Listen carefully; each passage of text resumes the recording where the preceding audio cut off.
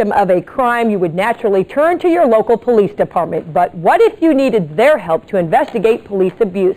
Would they encourage complaints or discourage them? Fox 4 investigates. 5 suspects appear to be in their 20s.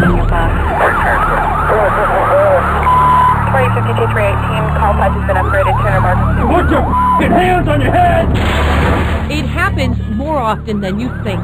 Dragged me out to come by my neck, threw me on the ground, and then he started pouncing up and down on me with his knee. Innocent men who suddenly become suspects of a crime.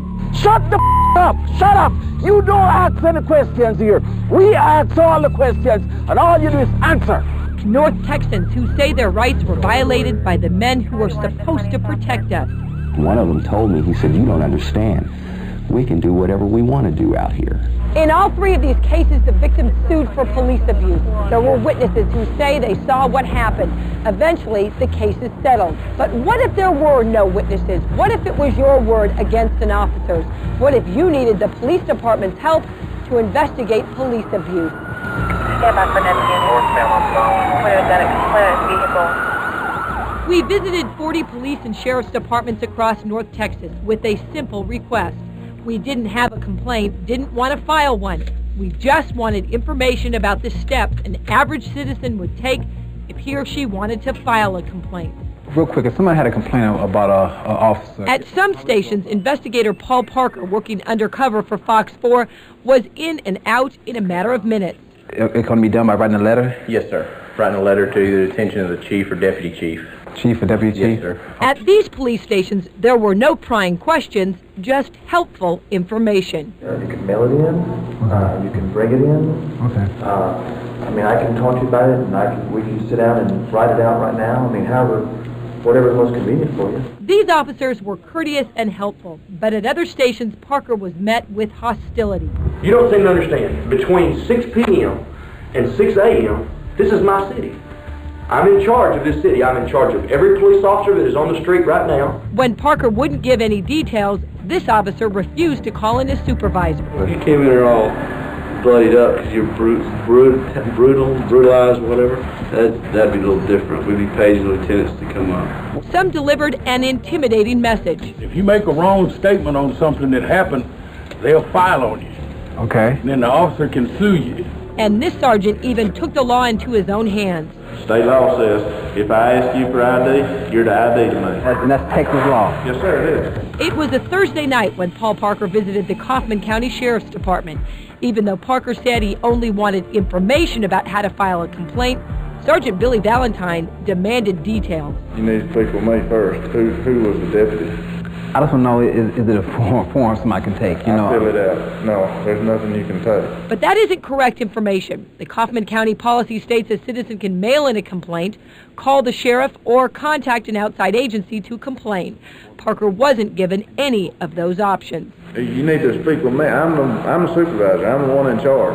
So it's not like on no internal affairs or nothing else, it just has to deal with... Right here's where it starts. I'm the internal affairs. I started internal affairs right here. Again, that isn't correct information. The sheriff says there is an internal affairs department, and it investigates citizen complaints. After 10 minutes, Parker decides to leave, but Sergeant Valentine isn't through with him. What is your last name? Do I really got to give you that? Yes, sir. Because if you don't tell me your name and birthday, I'm going to arrest you for failed ID to me. Arrest him? That's right. Sergeant Valentine threatens to arrest Parker for failing to identify himself. Watch closely what Valentine does next. State law says you have to ID to me when I'm doing an investigation. Right now I'm doing an investigation, okay? Sir, I'm just going to ask you one more time. I need your name and your birthday. Oh, officer, I don't need no problem. Okay, look. Are you saying it's a state law? Yes, sir, it is. Do I got to produce my ID? You have to tell me your name and your birthday. That's wrong. There is no state law in Texas that requires a person to identify himself when asking for information. In fact, even the U.S. Supreme Court has ruled a person does not have to divulge his name. And yet Valentine repeatedly threatens Parker with arrest, and at one point it appears he even reaches for his weapon. And if you don't believe me, I'll go ahead and take you to jail and you can take it before a judge. What's your last name? I just want to ask you one more time. Okay, no, it's Parker. It's Parker? Parker. We showed the tape to Valentine's boss, Sheriff Robert Harris. Okay, what's the problem? What's the problem? At first, Sheriff Harris was quick to defend his sergeant. Obviously, the officer thought that this man wanted to file a complaint. You guys are wanting to get a good report where you can make something interesting to the public, and that's what you do for a living. That's not professional law enforcement. That dishonors the badge. Dr. Gary Sykes is the president of the Southwest Legal Foundation in Richardson. It's an agency made up of former law enforcement officials that studies the ethics and policies of police agencies. Dr. Sykes is involved in police training across the country. We showed him our videotape of Sergeant Valentine. What he's doing there is clearly going beyond what is permissible. He's decided that he's a troublemaker, all right? And the deputy is going to handle the troublemaker. What's the Texas law that he's referring to? He misinformed the gentleman and He threatened to arrest him. well, he shouldn't have threatened to arrest him. Be a black male, check him out of Texas and Florida. After Parker turns over his identification, the sergeant immediately runs a warrants check on him. Running the warrants check on him? What was the purpose of that? Well, I guess he thought the individual had wanted to file a complaint, and he was trying to make a report, and evidently he was wanting to see if the individual was wanted. I don't know why he did it. Based on what? I don't know why he did it. It's to intimidate him. I mean, there's no other reason to do that. He's not a suspect. He hasn't committed any unlawful act. After the warrants check comes back clear, Sergeant Valentine invites Parker to go into the back room to look at the law. Parker declines. There are a lot of good people out there who look at that and say, what that deputy did dishonors the rest of us. You know, there are people who've given their lives in this occupation to protect and serve, and how that deputy there treated that citizen really undermines all that they stand for. I walked in there just as a citizen exercising my rights, and I turned into a suspect right off the bat. Paul Parker says he's worked undercover investigating police abuse across the country, but this encounter in North Texas was one of the most frightening for him. Anytime an officer does that, you have to be very concerned, because if he'll just manipulate that small portion of the law, no telling what he may do about getting that back there in custody. Now, after our meeting with Sheriff Harris, he launched an internal affairs investigation into his sergeant's conduct. A panel decided Sergeant Billy Valentine would be suspended for 1 day without pay. He was also placed on 60 days probation and will participate in police sensitivity training. Coming up later on this newscast. I've asked you 4 times, Okay. who is the officer and what has happened, and you hadn't told me nothing. Okay, I'm saying the person might be uncomfortable talking to you about it, so but you're saying that it's okay Who for do you them want to to talk to about it? We don't have anybody here to abuse people. This is a rich neighborhood. We're more laid back than that. We don't kick people and hit people and that kind of thing here. So you know where you are? Find out what happened when our investigator encountered these officers at 2 other police departments. Becky Oliver, Fox 4 I-Team. On Fox 4 News at 9, the I-Team showed you a chilling example of law enforcement crossing the thin blue line. An innocent man was nearly arrested at gunpoint for simply asking a question. How did other police departments fare in our investigation? The I-Team's Becky Oliver joins us with more of her exclusive investigation. Becky. Good evening. Some tense moments at the hands of one officer, the type of officer we've been taught to trust. Our undercover investigation focuses on a simple question: how a citizen can file a complaint against an officer.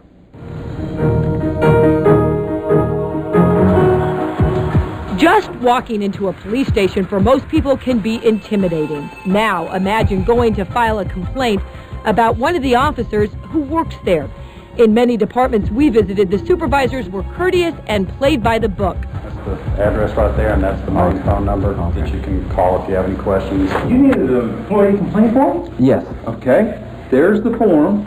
Okay, it's pretty much self-explanatory. But watch what happened when our undercover investigator, Paul Parker, walked into the Terrell Police Department. I don't know their form. Parker says he doesn't want to give details. He just wants to know how to file a complaint against an officer. And if there's a complaint form, he can take home. But you're going to have to start with what happened, who, when, where, and how, or the procedure stops right here. But that's not the Terrell Police Department policy. It specifically states a citizen can mail in a complaint, phone it in, or take a complaint form home with him. If you want to complain, officers, great, complain. But you're going to have to start with me, because you're not getting anywhere else until you tell me what happened, okay? Because that's my job. That's why I'm here. Okay, I'm saying that, you know, if an individual was harassed or abused by an officer, and they might be a little intimidated or uncomfortable coming in and speaking to another officer, they might just want to take a form and fill it out or write down a letter in regards to that. So that's not how it works. What you're asking for doesn't exist. Parker keeps asking if there's a form he can take, but this officer is not going to give it to him until Parker tells him what he wants to hear. I'm not refusing, officer. Yes, you are. I've asked you 4 times. Okay. Who is the officer and what has happened, and you hadn't told me nothing. Is there a number that somebody can call? You're going to get me when you call up here? You don't seem to understand. Between 6 p.m. and 6 a.m., this is my city. I'm in charge of this city. This is my city. We showed Police Chief Jeffrey Witt how his officer treated our investigator. That wasn't the correct procedure. The correct procedure is when someone comes in and asks for a form, they don't have to talk to you. You can give them the form and they can take it on. The way he talks, the tone of voice, I'm in charge, those kinds of things, I think can intimidate the average citizen and discourage someone from filing a complaint if there is a complaint. Dr. Gary Sykes is the president of the Southwest Legal Foundation in Richardson. It's an organization made up of former law enforcement officials that studies the ethics and policies of police agencies across the country. He says this officer's demeanor wasn't just discouraging, but unprofessional. Clearly, turning around and constantly spitting in front of that person obviously communicates a kind of contempt for that person. That is rather embarrassing. I picked up on that. I do think that obviously we have some people need to be some training in that. Our next stop, the University Park Police Department. At this station, it appeared the lieutenant was going to cooperate with Parker's request for a complaint form. Would I be able to take this and go? Take this with me? Sure. Okay. At first, this lieutenant seems friendly and helpful, but watch how quickly that attitude changes when Parker declines to provide details. Can you enlighten me on what we're doing here before we get off into this? Because I'm not...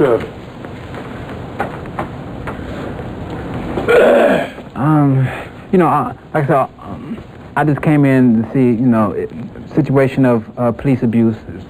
Somebody wanted to make a complaint. We don't have anybody here to abuse people. This is a rich neighborhood. We're more laid back than that. We don't kick people and hit people and that kind of thing. Here, so you know where you are? Is this a university? Yeah, well, I mean, abuse can be any type of abuse, right? Verbal abuse or, harassment doesn't have to be actually, kicking somebody in the head. The lieutenant finally gives Parker a contact name in Internal Affairs, but he delivers it with this sobering message. If you make a wrong statement on something that happened, they'll file on you. Okay. And then the officer can sue you.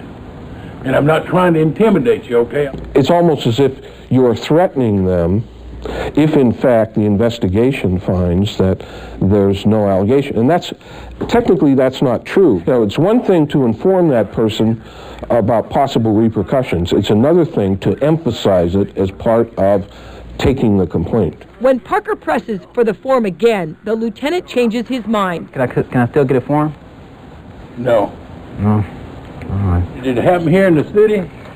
I really wouldn't want to, I really wouldn't want to get into the particulars. See, that's the reason I'm not willing to help you, because you ain't telling me anything. As a department, are you receptive to citizen complaints? Absolutely, absolutely. University Park Police Chief Robert Dixon says he wrote the policy concerning citizen complaints.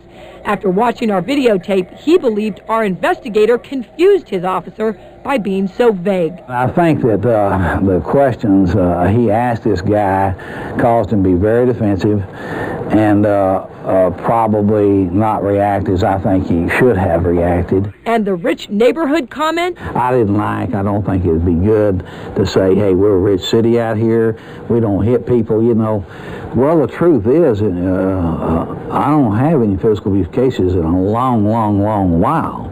but I know too it can happen. We want them to be educated. We want to educate the public on what's really going on. Our investigator Paul Parker has worked undercover across the country. He says what he observed firsthand with some North Texas law enforcement officers should concern all of us. I don't care if it's 1 out of 100. You can get that one department and you can be that victim. If one person's if rights are being violated, I feel all of our rights are being violated. So, the public should really take a stance and really hold these officers accountable. Now, the Terrell police chief says he disciplined his officer by removing him from his position as acting supervisor for 1 week and by providing counseling for him. Jeffrey Witt also conducted meetings with his staff to ensure that everyone knows the department policy. No one knows how many people file complaints against officers. That's one reason the Police Complaint Center believes we need independent citizen review boards to investigate complaints. During our investigation, we visited 9 counties in North Texas. They were Tarrant, Dallas, Collin, Denton, Hunt, Rockwall, Kaufman, Navarro, and Ellis counties. We visited stations in 29 cities. Now, keep in mind, different police agencies have different policies, but the information should be readily available for anyone who asks for it. Our investigator, Paul Parker, spent 9 evenings going undercover from city to city, county to county. Fox 4 helped pay for his expenses while in North Texas. Quite honestly, a piece of paper is probably just going to get lost. File 13. A file 13? What's the file? Are police complaints really being tossed into the trash? We'll tell you about that, plus give you a report card on how all 40 stations fared in our exclusive investigation. Police departments are not real customer friendly, and they sometimes discourage people or see them as intrusions into their work when in fact the citizens are the reason they're there. Find out if all the police and sheriff's departments gave the correct information to our investigator. You may be surprised at the results as my special report continues tomorrow night beginning on Fox 4 News at 9. We want to hear from you on tonight's Fox 4 Investigates. You can read more about tonight's story and send us an email by logging on to kdfwfox4.com. Just click on to News and Fox 4 Investigates, and we'll see your law enforcement agency passed our simple test. While most North Texas officers are shining examples of law enforcement at its best, what Fox 4's I-Team uncovered is being called a dishonor to the badge. We found some officers who are sworn to serve and protect using intimidation tactics on an innocent man, and it's all part of an exclusive I-Team investigation. Reporter Becky Oliver joins us with more tonight. Becky. Good evening. Last night we showed you some chilling video of officer misconduct. The video is a result of an extensive investigation of North Texas police and sheriff's departments, and the results of our hidden camera story show half of the stations got a failing grade. It's a side of law enforcement they don't want you to see as Fox 4 investigates. We're now northbound on Solon, northbound. Stand by for another unit. Police abuse. It's a serious issue, but just how serious are police when it comes to taking complaints about their own department? We tested dozens of police and sheriff's departments to find out. At the Denton County Sheriff's Department, our investigator Paul Parker asks if a citizen can submit a complaint in writing. Quite honestly, a piece of paper is probably just going to get lost. File 13. A file 13? What's the file? Trash can. At the Denton County Sheriff's Department, a citizen has the option of mailing in a complaint. So why would it end up in the trash? I'm not real happy with some of the things that